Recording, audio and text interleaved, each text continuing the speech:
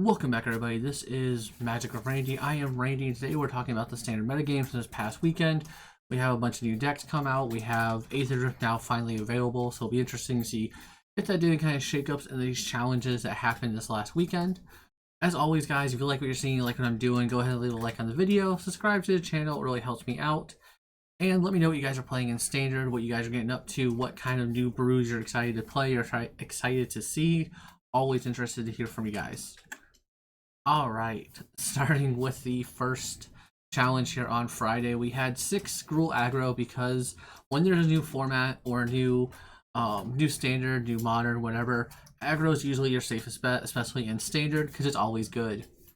Makes sense why there still be 6 copies in this top 32. Domain, for some reason, putting up 5 copies. I've been trying to figure out why people are playing Domain or what the big draw is to playing Domain. I can't necessarily figure it out as a whole. I don't think the deck's bad. Like, there's nothing like wrong with playing Domain, but it seemed to have like really spiked this last weekend, and I'm not sure what caused it. It didn't pick up any new cards. It picked up a new card technically, where it can it can kill a tap creature for like 2 mana instead of 5. But I mean, they already had that ability before. Like, there was the other cards to play like that, so it wasn't like they picked up something brand new. Like, oh my god, this card's amazing. Like, they're still playing the same cards they've been playing besides that. 4 Esper Bounce and No Surprise, 2 Dimir Midrange, 3 Jeskai Convoke, 2 Golgari Midrange, and then a bunch of different one-ofs there with 2 different Cage decks. Blood Collar making a comeback, which is kind of surprising. Goblins a little interesting, which kind of makes sense. I can see Goblins maybe picking up some steam in the sense of like kind of got a bunch of new cards to go along with the core we had in Foundations, things like that. So kind of interesting there. I don't think the deck is necessarily great by any means, but it is, you know, something to pick up and play. Really surprising about the Domain, though. I'm not sure what caused the big spur for Domain players. I'm not sure if they all just woke up one day like, we gotta play Domain. I'm not really sure what happened with that. But overall, nothing too surprising. A lot of different one-ofs, which I kind of expected going into this weekend because, you know, we have Aether Drift. People are going to be trying new cards, new things, bunch of stuff like that. Like, everyone knows Esper's still good. Everyone knows, you know, Gruul aggro is good. But what about the new cards? You know, what can we do? What kind of fun things can we do? That being said, though, Gruul did win to kind of no surprise in playing none of the new cards. There's not really anything really big for them to pick up or anything of that nature, so it's not too surprising. These decks are not necessarily the same. They keep going through different iterations. Like, this one's only running 2 Innkeeper's Talent, which is a little different because we've seen, you know, 0 to 4 copies being played. 1 Paul Patch Recruit in the main. We've seen, you know, again, 0 to 4 of those in the main. Still playing the Mice package, no surprise there. Playing Screaming Nemesis, again, we've seen those cut down to like 2 or 0 copies sometimes. So, Obliterating Bolt here in the main as kind of a removal spell answer was kind of different. But yeah, outside of that, nothing too crazy. You know, as a whole, sideboard's still kind of same things we've been seeing, essentially. Nothing too broken, too crazy, too, whoa, this is, you know, brand new technology type situation. Just same old. Deck's still good, deck's still playable, deck is still going to be good probably going into the RC season coming up here. After the RCQ season, I know we'll have another set come out, but I can't see a new set coming out and just like, oh, aggro's unplayable. You know, I don't see that happening. So, you know, we'll see what happens. But going on to the first challenge then of Saturday, we had, once again, you know, 6 Gruul aggro decks, not surprising. 5 Jeskai Convoke. I don't know what spurred that, but yeah, people are like, oh, Convoke, that's a good deck. And it's been a good deck. I've been telling people it's a good deck. It's one of those decks I definitely think is very underplayed. I don't know what caused people all to chime in and do that. 4 Golgari midrange decks. I will say I do like Golgari midrange a little bit better now. They're playing that new Dung Beetle card. Basically, Siege Rhino. It's like 4 mana, 2 and a black, and a green, 6/6. When it comes into play, you deal 3 and gain 3. And then it accrues for, I want to say 2 or something ridiculously low. So definitely like the vehicle to play essentially. But I do like that in the new Golgari matchup or Golgari deck. Domain went up 3 copies again. Esper Balance with 3, Dimir Midrange with 2, Boros Tokens with 2, which is really just like Boros Convoke. You know, instead of being Jeskai, Boros, because we now have enough kind of we got the other new artifact. that you can play in Boros is Boros Devote. So you can not be blue, but I think you want the blue just for the sideboard cards, really. And then a bunch of different one-ofs there. So again, Goblins making another appearance, kind of surprising. But you know, nothing too crazy here. Not surprising to see Gruul Aggro still doing or putting up the most copies. Jeskai Convoke, I was happy to see 5 copies kind of show up. I think that is a very good deck as a whole, and I think it's, you know, a really well positioned deck in the meta as a whole too.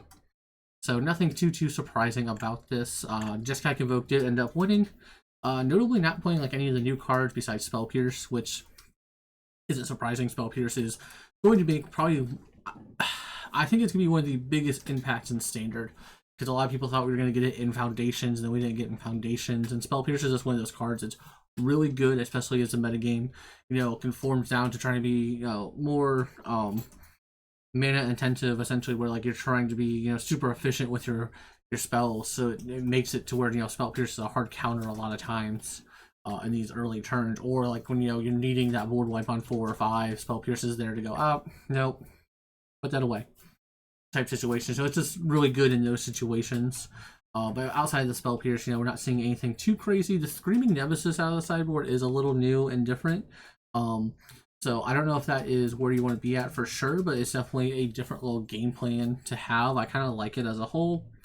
I like, you know, 4 cases in the main deck too, just being able to, you know, kind of always have that board wipe, always have the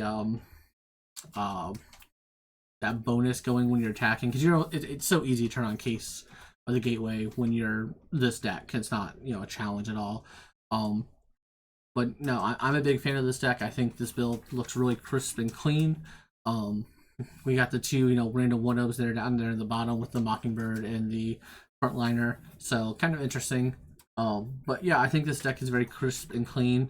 I like the Torch of Towers too, helps you against the aggro decks. You know, we saw 6 Gruul aggro decks there. So I definitely think this is a very solid deck to pick up and play. I'm not sold on the Screaming Nemesis out of the sideboard, but I don't play this deck a lot, I'll be honest. As someone who really likes this deck, I just don't play it a lot. I found a love of another deck, and I've already qualified for the RC, so I haven't been playing a bunch of Standard. I've been working on Modern, unfortunately. But I'm not sold on Screaming Nemesis, but I think it's an interesting take in the sideboard. It gives you kind of a different game plan there in the sideboard games as a whole. But yeah, I think this deck is really well positioned and vastly underplayed for how well it is in the meta. Going on though to the second challenge then, 9 domain players. Domain players. Anyone in the comments, tell me why you're playing domain. I gotta know. I gotta know what the big draw was this weekend to play domain. I'm not saying it's a bad deck by any means. I'm not saying that you're bad or dumb or whatever for playing it. I just want to know where you guys all came from. You guys put up more numbers in this weekend than you have in like the last month and a half. I just don't know what happened to where like domain was like, we gotta play this deck. I don't know what happened to make that so such a wild jump to where people are wanting to play domain or needing to play domain or whatever. So if you're a domain player, talk to me in the comments. I want to know. Let me know what I'm missing. But then, you know, 8 Gruul aggro decks, no surprise there. 2 Dimir mid-range, 2 Jeskai Convoke, 2 Golgari mid-range, and then a smattering of one-ofs. The Esper Tempo deck is just the like blue-white Oculus deck playing some black spells. In that regard, Full-Color Cauldron, kind of interesting. I'll go over that deck here in a little bit later. Jeskai Tempo is just the the combo deck. I can't think of the enchantment, you know, that you get to cast all your spells for free. It's just that playing a red card on the sideboard to win on the spot. Goblins putting up another number, so you know, 4 or 3 Goblin decks and 3 challenges, kind of cool to see. I know 2 of them for sure were just 1 player. So definitely somebody just trying to play Goblins and wanting to make it work. So always cool, you know, you have someone dedicated like that to wanting to play the deck, essentially. That being said, though, Esper Bounce did win, to the surprise of probably no one. Deck is still very solid. This one was playing an Overlord of the Belmurk, kind of an interesting new take on the matchup, or on the deck itself, being able to kind of, you know, get something out of your graveyard. And then it's also playing Momentum Breaker. That's a card that I know a lot of people were looking for back at RC Portland for on Saturday or Sunday. Sorry, people who had scrubbed out on Saturday were trying to play. Obviously this deck because it's really good. Also, being able to play Spell Pierce is not surprising. This is a deck that desperately wanted Spell Pierce for a long time. It's good against it, and it's good with it. So, keeping that, around. Also, getting to pick up Grim Bobble out of the sideboard, another removal spell, essentially. They get to play from the new set. Outside of that, though, no notably new cards. But the deck is really good. It's really well positioned. It's probably the best deck in the format, if we're being honest. It's definitely a deck that you should think about. If you're trying to just spike an RC or RCQ, sorry, not RC, RCQ, this is definitely the deck to take. Obviously, it is an expensive deck as a whole. Just it's not cheap, but it's also very well positioned, and it's not super expensive either. I mean, it's really expensive because nowhere to run. This town ain't big enough, and Stormchaser's talent has gone up majorly in price. I couldn't believe when I saw how much this town ain't big enough is going for. I think it's like $12 for a playset of an uncommon in standard, which is huge. Same thing with like nowhere to run. It's just expensive for no reason. But deck is super well positioned, and it's only getting better now that it has Spell Pierce as well. Plus the No More Lies is already getting a run in the sideboard. So no surprise there to see this deck doing well, and I think it's going to continue to do well until either something gets banned from it, which I don't think is going to happen. I don't think this town ain't big enough is getting banned or anything like that. So until either something gets banned from it, or until something can kind of knock it away, or stuff starts rotating out from the deck.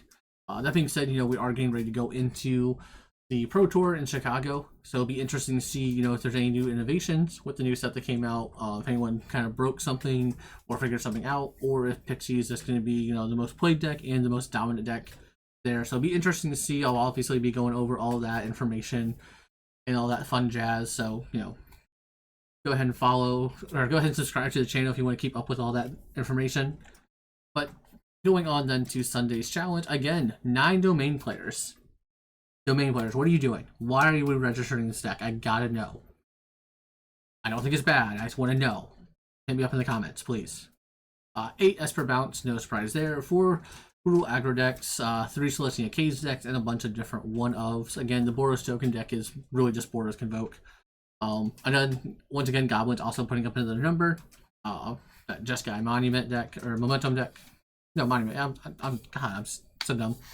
Can't pronounce words today. Anyway, but Domain's been putting up a lot of numbers, but has not put up a first place finish. So I'm not sure why there's so many people running Domain.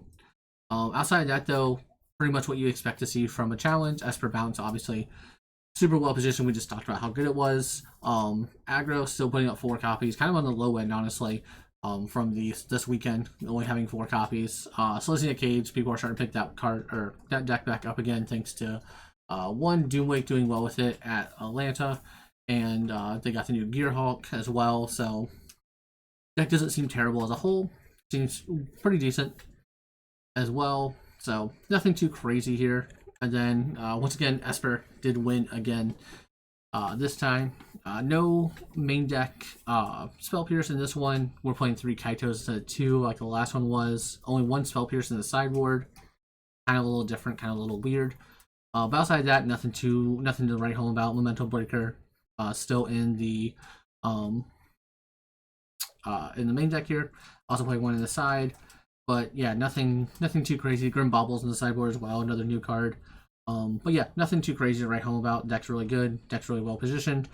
There's a bunch of them for this challenge, so not too surprising.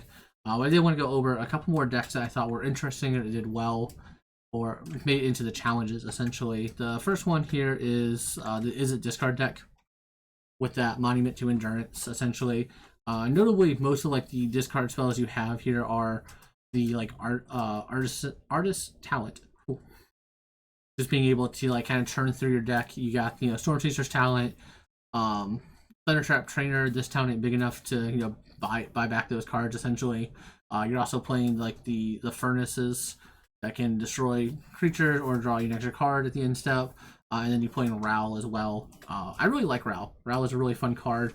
This is definitely a deck I gotta try some out of. It just looks super fun. Kind of when I saw the Monument to Endurance, I didn't think it was that great of a card as a whole. I wasn't sold 100% on it. but I also knew people who were going to, people smarter than me and people who have more dedicated time were going to put up some numbers and try to figure out how to play this deck, and I was just waiting for them to kind of build it, and then I was going to try it because I'm just lazy. That's not true. I'm not lazy. I just had a lot going on, but it is a fun deck, and I didn't think the card was that great until I saw it in action too. Like seeing it in action just kind of is surprising. I almost think there might be something there in Modern as well. Spike was toying around with some stuff with that. I think it might be possible once Breach gets banned. But it is a super interesting deck. It looks super fun, and it's definitely something that I would try. It's right up my alley. It reminds me a lot of like the Flood Caller combo deck, but doesn't look nearly as fragile or what's the word I'm looking for? Or that terrible to red aggressive decks that Flood Caller is. So it's definitely something I want to pick up and try, and it looks super fun. So I had to kind of showcase this one. There is also another one. This is the Jeskai version. Or it was called a Jeskai version. Really just red. Excuse me. Really, this is it because you're playing Destroy Evil on the sideboard basically as our white splash. I really like the Ronas. I keep forgetting that cards still exist in Standard, honestly, and I think it's probably a perfect thing to play into this kind of deck. Just being able to have like that constant loot effect for being able to always turn on your Monument to Endurance. Again, nothing too special about this deck as a whole. I just kind of like it as a whole. Had to showcase it. Going on then here, this is the 4-color Cauldron deck that I'm sure some of you wanted to see what this was all about. It's also an Insidious Roots deck. And it's really just, we're playing a whole bunch of cards that work well with Cauldron. We're playing 1 Loot, which I think is wrong. I think it's probably playing maybe 1 or 2 more copies of Loot. Seeing Loot, Loot just like work is, oh god, it's so gross. If you ever put Loot underneath Cauldron and your opponent can't remove Cauldron, it's over. It's so over. But this deck is kind of interesting as a whole. You get to see a bunch of like just different crazy things it can do. Has a lot of different one-ofs, like the Vidalian Thrill Shrieker. Ooh, Vidalian Thrill Shrieker. Jesus. The Sleep Cursed Fairy. So you can pay 2, untap your creature. Things like that. You got removal in the form of cut down early on. And then you got your mana ramps with the Bolt Tender and Llanowar Elves. You got Insidious Roots. You got Lively Dirge to put cards into your graveyard so you can eat them with Aghanim Soul Cauldron or bring them back from the graveyard. You got Analyze Pollen as well to go search up something if you really need to. Just all this fun little stuff. And then the sideboard is just kind of more craziness. You got Haywire Might. You got the 4th Cut Down, a Duress. You got the Insidious Fungus as a way to answer problematic permanent. Same with the Maelstrom Pulse. You got a Deadly Cover Up as well for a board wipe.